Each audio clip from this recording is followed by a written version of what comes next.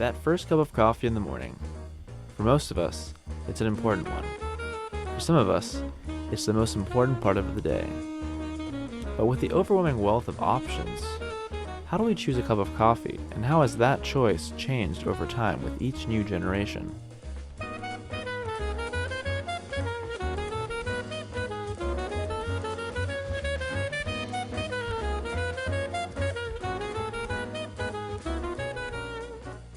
It is no coincidence that the rise of coffee to mass consumption in America took place in tandem with industrialization.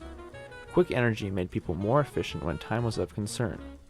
Foldgers, now one of the largest coffee brands in North America, filled this need.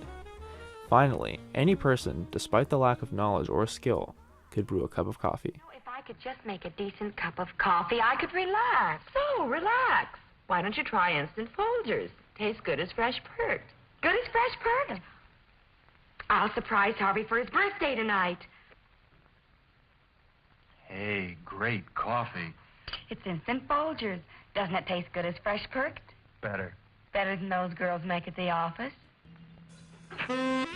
Honey, their coffee can't hold a candle. Today we see evidence of a new era.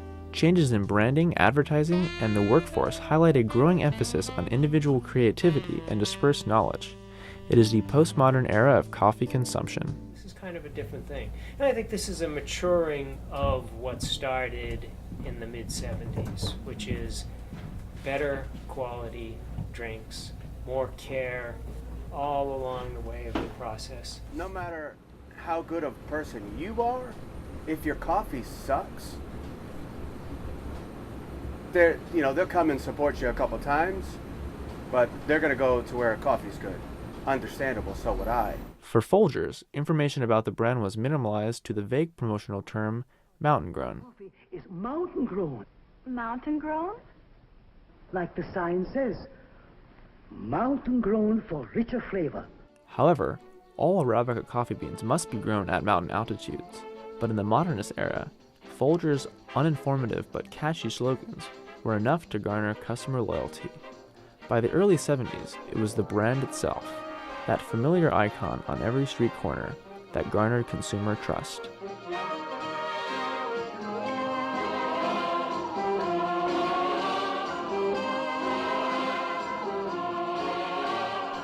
Today, with the rise in independent coffee shops, such as local Boston coffee shop Burismo, marketing has moved in the opposite direction. As branding becomes modest, knowledge is dispersed. Information on the source, farmer, trading practice, roasting and flavor profiles are widely available, leaving the choice up to the consumer rather than the brand. What we've grown into is definitely really organic, a lot of word of mouth. It's something that I've had conversations with people and just kind of trying to figure out how to even approach it, but I think there is more of an interest for like local roasters, which I think is great. There is a lot of smaller roasters now that you're seeing, like, you'll go into shops and you'll see a couple of different coffees from different roasters that are maybe our size or probably a little bit bigger, but not that much. And it's like there's a lot of them starting to pop up. So that's kind of interesting. I think like the branding, when you're looking at some of that stuff, it's like now you've got a little bit more competition, but it's pretty healthy competition, I think. The postmodern coffee era is evident not just in advertising, but in the workforce as well. Over time, barista creativity and knowledge have become integral to the development of the industry. The clearest example of this is the rise in so-called latte art. This decor on the drink becomes a barista's signature of skill and knowledge, as well as personal style. Craft roasters and cafes pull their espresso shots manually. Coffee is poured by hand rather than by automated machines.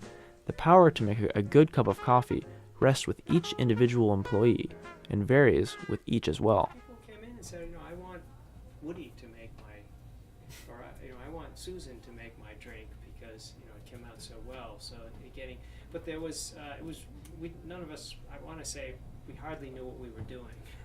So I think as a as an art or even a profession, it hadn't gotten to that extent. But no, absolutely, it's essential to the whole thing. It's absolutely essential. Because when it comes down to it, like a lot of what we're trying for like microlapse is it's like experiments really. Like we're not sure sometimes like this varietal at that elevation or with different soils. So we like to try a lot of different experiments, and having producers that are willing to let us do that and spend time there is how we can get like interesting coffee for other peers like baristas and other like coffee professionals.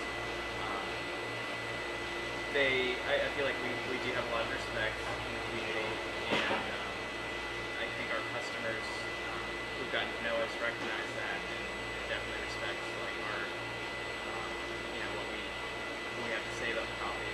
Some people might come in and not really know where we're coming from or have a different kind of experience with coffee, and I think we speak from a place of confidence about what we're telling them, so they usually will just trust us anyway.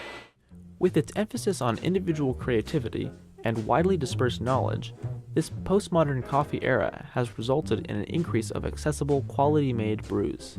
Yet, this movement may merely be a manifestation of larger phenomenon of this era. So it's the desire, again, I think a human desire of the American public to improve their food culture, which had disintegrated over the years. Everybody lost the origins, and the mass marketing of food, the supermarket mentality destroyed the food culture. There was really no food culture except macaroni and cheese boxes and that kind of thing. So now people want to go beyond that, and there's really a recreation of a new food culture. And coffee is definitely right in there. What began 50 years ago has created a platform for continuing innovation by both customer and barista, and has propelled forward a revolution in the ceramic cup.